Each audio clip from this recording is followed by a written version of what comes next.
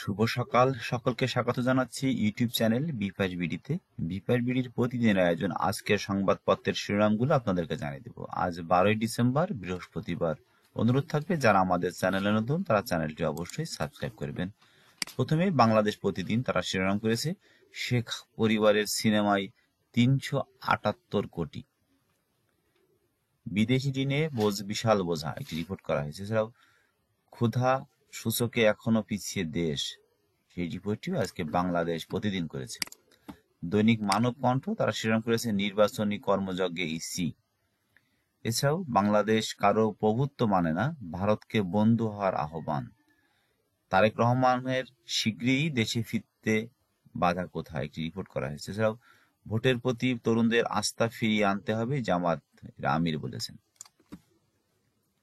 দৈনিক সমকাল আজকে শিরোনাম করেছে, যুবদল, স্বেচ্ছাসেবক দল ও ছাত্র দলের কর্মসূচিতে নেতাকর্মীর ঢল, লং মার্চে ভারতীয় আগ্রাসন প্রতিহত করার ঘোষণা। এছাড়াও সাম্প্রদায়িক যোগসূত্র মিলেনি 9 মৃত্যুর আটকানিতে।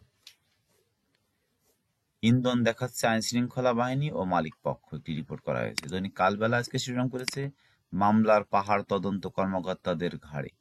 এছাড়াও গুরুত্বপূর্ণ বার্তা নিয়ে ফিরছেন ফখরুল, ঢাকায় মামলা ফাইলবন্দি, কলকাতায় আনা শুনানি শুরু। বাশার পতনের নৈপথ্যে কি যুক্তরাষ্ট্রের লেবানন, একটি রিপোর্ট করা হয়েছে। আজকে দৈনিক প্রথম আলো শিরোনাম করেছে, ইসরায়েলের বেপরোয়া হামলা, সংঘাত নতুন মোড় নিতে পারে। এছাড়াও আওয়ামী লীগ ঘনিষ্ঠ ঋণ নিয়ে নাজুক অবস্থায় জনতা ব্যাংক। এছাড়া লুট হওয়া অস্ত্র নিয়ে অপরাধে জড়াচ্ছে দুর্বৃত্তরা।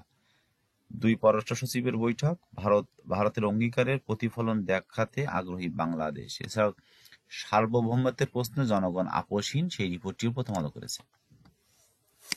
দৈনিক কালের কণ্ঠ শিরোনাম করেছে, ভূমি সেবা পেতে কোটি মানুষের ভোগান্তি। এছাড়াও নির্বাচনের জোর প্রস্তুতি বিএনপির, 300 আসনে প্রার্থী চূড়ান্ত জামাত ইসলামের। আজকে দৈনিক ইত্তেফাক শিরোনাম করেছে, মালয়েশিয়ায় 26,000 প্রবাসী পাসপোর্টের সমস্যা। এছাড়া জাপানি বিনিয়োগকারীদের বাংলাদেশে তাদের অবস্থা অব্যাহত রাখবে প্রধান উপদেষ্টার আহ্বান। এছাড়াও আগরতলামুখী লং মার্চে নেতাকর্মীর ঢল,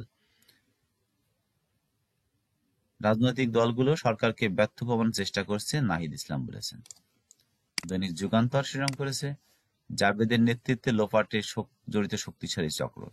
এছাড়াও ঢাকা আখাউড়া লং মার্চে নেতাকর্মীর ঢল, দেশের বিরুদ্ধে ষড়যন্ত্র রুখে দেওয়ার প্রত্যয়।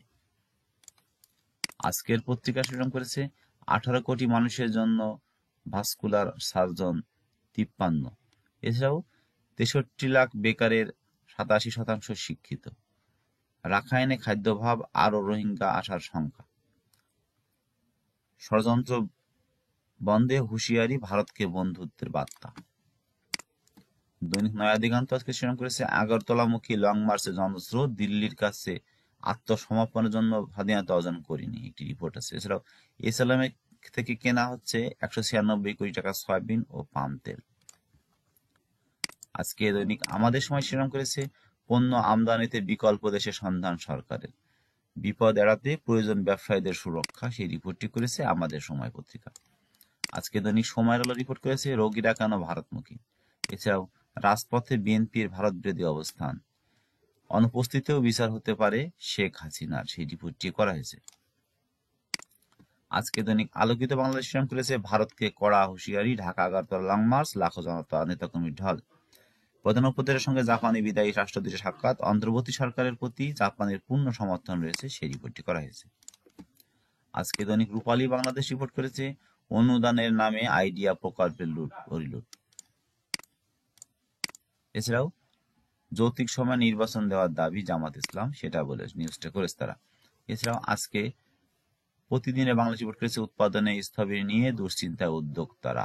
এছাড়াও ভারতকে প্রভুত্ব ছাড়া বার্তা দিয়ে বন্ধুত্বের আহ্বান। 12.5 বছরে কম বয়সী 2111 জনের নাম বাদ পড়ছে ভুয়া মুক্তিযোদ্ধা তালিকায়।